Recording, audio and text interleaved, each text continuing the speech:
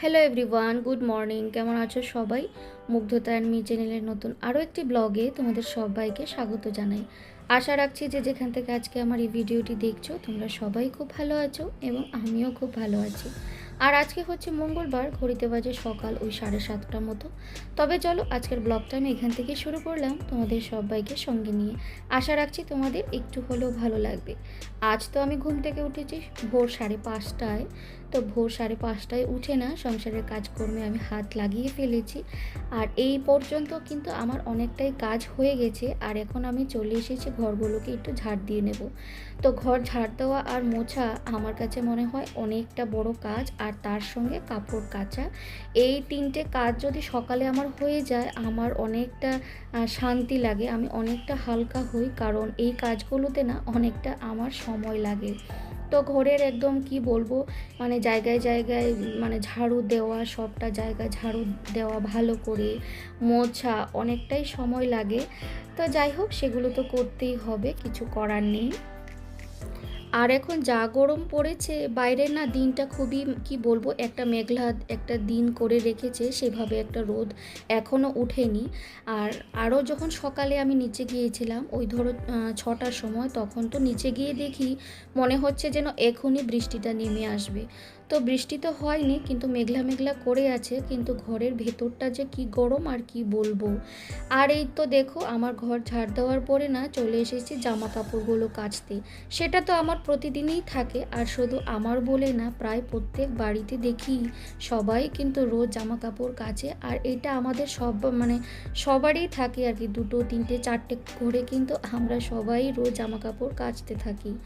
তো যাই হোক, আর আমিও কেচে ফেললাম। আর মানে এখনও জলটা আছে, জল এখনও যায়নি। তো ভাবলাম এই জামা কাপড়গুলো কেচে নিই, খুব একটা বেশি না, ওই 3-4টে জামা কাপড়ই ছিল। আর তার সাথে ছিল একটা বিছানা চাদর। শুরুতেই তোমরা দেখেছিলে আমি বিছানা চাদরটা পাচ্ছিলাম, তো তার জন্য এই চাদরটা উঠিয়ে না আমি আরেকটা ধোয়া কাচা চাদর পেতে দিয়েছি। আসলে মাম্মাম বিছানার চাদর এতটা নোংরা করে, আর কি বলবো, যা পায় তাই নিয়ে বিছানায় উঠে বসে খেলতে থাকে। আর জল টল ফেলে তো কি বলবো, তো তার জন্য না কদিন পর পরেই কিন্তু আমাকে বিছানার চাদরগুলোকে চেঞ্জ করতে হয়। আর বিছানার চাদর ধোয়া কাচা করতে করতে না কি বলবো বন্ধুরা, আমার তো মনে হচ্ছে এত আমি বিছানা চাদরগুলোকে কাচছি, তো দেখে মনে হচ্ছে কাচতে কাচতে না আমার বিছানা চাদরগুলোর একদম রং উঠে যাচ্ছে। তো যাই হোক, সেগুলো কিছু করার নেই। এই যে আমার বিছানার চাদরটা দেখতে পাচ্ছ, সেটা কিন্তু এত টুকটুকে লাল ছিল, যেটা আমার সব থেকে পছন্দের একটা রং, লাল রং। আর আমি ওই লাল দেখে বিছানা চাদরটা কিনেছিলাম। আর এখন দেখো বিছানা চাদরের কালারটা কি হয়েছে, মানে এত কাচ্ছি আমি, তো এটা না একদম রোদে শুকোতে শুকোতে একদম মানে কালারটা পুরোটাই নষ্ট হয়ে গেছে। তো যাই হোক, নষ্ট হোক বা যা হোক, কিন্তু পরিষ্কার পরিচ্ছন্ন থাকা দিয়েই হচ্ছে কথা। তো যাই হোক, ঘরগুলো আমার মোছা হয়ে গেছে। আর তারপর ওই কার্পেটগুলো জায়গা মতন আমি আবার বিছিয়ে দিয়েছি। আর এখন আমি চলে এসেছি একদম সবজিপাতি, শাক ঘাস যা আছে সবগুলোকে কাটবো। কারণ কি বলো তো, এই এটা হচ্ছে পাট শাক। আর আমি গত পরশুদিন পাট শাকটাকে বেছে রেখেছিলাম যে আমি কালকে মানে পাট শাকটা রান্না করব, কিন্তু কাল আর রান্না করা হয়নি, যেহেতু মানে গত পরশুদিন অনেকটা রিচ খাবার খেয়েছি, চিংড়ি মাছ, মাটন। তো তারপর দিন হাজব্যান্ড বললো আজকে একটু হালকা পাতলা রান্না করো, ওই ডাল আর আলু সেদ্ধ, মাছ ভাজা সেগুলোই করতে পারো। আর তার সঙ্গে না সেদিন না খুব একটা বেশি জলও ছিল না, আমরা সকালে জল পাইনি। তো হাজব্যান্ড বলল যে খুব যদি বেশি রান্না করতে যাও তাহলে কিন্তু অনেকটাই জলের দরকার পড়বে, তাই না? যত বেশি রান্না করব সবজিপাতি ধুতে হবে, বাসনপত্র ততই বেশি বেরোবে, তাই না বলো? তো তার জন্য আমি ওই ডাল আলু সেদ্ধ মাছ ভাজাটাই করেছিলাম। আর এই যে শাকটাকে রেখে দিয়েছিলাম। তো আজকে ভাবলাম যে না, আমাকে আজকে পাট শাকটা রান্না করতেই হবে। আর এখনও কিন্তু আমি সকাল থেকে চাও খাইনি, কিছুই মানে আমার পেটে পড়েনি। তো ঘড়িতে বাজে এখনও কিন্তু সকাল 9টা বাজেনি। আমি ভাবলাম যে পাট শাকটা হতে থাকুক, ততক্ষণে আমি আমার মানে ওই সকালের চাটাগুলো করব। তো ভাবলাম চাটা না হয় একটু পরেই করছি, পাট শাকটা হতে হতে আমি আজকে পনির রান্না করব। তো ভাবলাম পনিরটা, তারপর পনির মানে কী কী সবজি লাগবে সেই সবজিটাও কেটে ফেলি, তারপর না হয় আমি শান্তিতে আস্তে ধীরে বসে বসে চাটা খাবো। আসলে কি বলো তো বন্ধুরা, আমি না এক ফোঁটাও সময় নষ্ট করতে চাই না। ওই চা যখন আমি বসে বসে খাবো, বা ধরো আমি সকালে জলখাবারটাই খাচ্ছি, তখন তো অনেকটাই সময়ের দরকার পড়ে। তো ভাবলাম একটা কিছু যদি আমি তরকারি মানে বসিয়ে যাই, সেটা তো আমার চা খেতে খেতে হয়ে যাবে, তাই না? তো তার জন্যই আমি ভাবলাম যে শাকটা হতে থাকুক, আর তার সঙ্গে না আমি ওই সবজিটাকেও কেটে ফেললাম। আর আজকে আমি পনিরের তরকারি করছি, ওই আলু, পেঁপে, কাঁকরোল, বেশ একটা অনেকটাই সবজি দিয়ে মানে পনিরের ঝোলটা করছি আর কি। বাড়িতে দুদিন আগে পনিরটা ছিল, তো দেখলাম একটু শক্ত শক্ত হয়ে গেছে।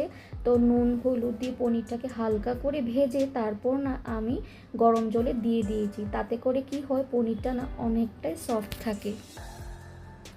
আর কি বলো তো বন্ধুরা, আমি যেহেতু একা, আমাকে সব কিছু একা সামলাতে হয়। তো একটু যদি বুদ্ধি খাটিয়ে কাজগুলো না করি না, তাহলে কিন্তু আমার কাজগুলো আমি একদমই করে উঠতে পারবো না সময়ের মধ্যে, আর একদমই এগোতে পারবো না। আর সব কিছুই তো আমাকে নিজেই করতে হবে। তার উপর আমার একটা দুষ্টু আছে, ও বাড়িতে থাকে। তো ওকে সময়ের মধ্যে তো খাওয়ানো দাওয়ানো, ঘুম পাড়ানো সব কিছুই করতে হবে, তাই না? তো তোমরা দেখলেই বন্ধুরা, আমি চা, বিস্কিট আর একটু ভুজিয়া দিয়ে চাটা খেয়ে নিয়েছি। আর আজকে আমি ভাবছি একটু আম মুড়ি খাবো। তো যাই হোক, পনিরের তরকারিটা আমি মশলা দিয়ে দিয়েছি। আর আজকে অন্য দিনে কি হয়, আমি যদি পনির রান্না করি একটু কিন্তু পেঁয়াজ দিই। তো আজকে আমি মানে পেঁয়াজ দিইনি, একটু মানে নিরামিষের মতো করছি। ওই আদা, জিরে, লঙ্কা, টমেটো বাটা দিয়ে আজকে আমি পনিরের তরকারিটা করব। আর এই যে দেখো, রান্না করতে করতে আমি খেয়ে নিচ্ছি লিচু। আর প্রায় অনেক দিনই হয়েছে, হাজব্যান্ড লিচুটা এনেছিল, তো ওটা ফ্রিজেই ছিল। তো ভাবলাম যে লিচুগুলো না শুকিয়ে যাচ্ছে, তো ওটা খেয়েই ফেলি। এত টাকার জিনিস যদি নষ্ট হয়ে যায় তাহলে কিন্তু খুবই কষ্ট লাগে। আর এখানে কি বলবো, লিচুর কি দাম, 350 টাকা লিচু, আর জাম হচ্ছে 400 টাকা। তো বলো কি আর লিচু আর জাম খাবো বলো, কিন্তু কিছু করার নেই। বছরে যখন একবার ওই লিচু, আম, জাম উঠে, তো যতই দাম হোক বন্ধুরা, একটু কিন্তু খেতে ইচ্ছেই করে, তাই না বলো? আর এখানে শুধু লিচু জামের কথা আমি বলছি কেন, সব জিনিসেরই প্রচণ্ড দাম। আর কিছু বলার নেই, কোনো জিনিসেই না আমাদের মতো সাধারণ মানুষের হাত দিতে একটু ভেবেচিন্তে কিন্তু একটু হাতটা দিতে হয়, হাতটা বাড়াতে হবে। তো দেখো, আমার এখানে পনিরের ঝোলটা একদম রেডি। আর একটু ঝোল ঝোল করে আমি করলাম, কারণ এটা মাম্মাম খাবে। মাম্মামের জন্য আমি আলাদা করে কোনো তরকারি করিনি। আর ও যেহেতু পনির খেতে খুবই ভালোবাসে, আর ঝাল কম দিয়ে মাম্মামের জন্যই করা। তো আমরা সবাই খাবো, আর হাজব্যান্ডকে আমি টিফিনও দিতে পারবো ও যখন অফিস যাবে। তো তার জন্যই আমি আজকে ওই পনিরের তরকারিটা এভাবেই করলাম।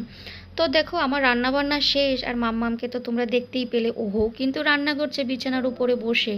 আর বিছানার চাদরটাকে নিচে ফেলে তোশকের উপরে বসে ও কিন্তু টমেটো ঝোল বানাচ্ছে। আর এই যে দেখো, আমার কিন্তু স্নান টান করে দুপুরের পুজো দেওয়া হয়ে গেছে। আর মাম্মাম এখানে বসে বসে খাচ্ছে ভুজিয়া। তো যাই হোক, আজকের মতো ভিডিওটাও আমি এখানেই শেষ করব। আবার আসবো নতুন কোনো ভিডিওর সঙ্গে। ততক্ষণের জন্য টাটা, বাই।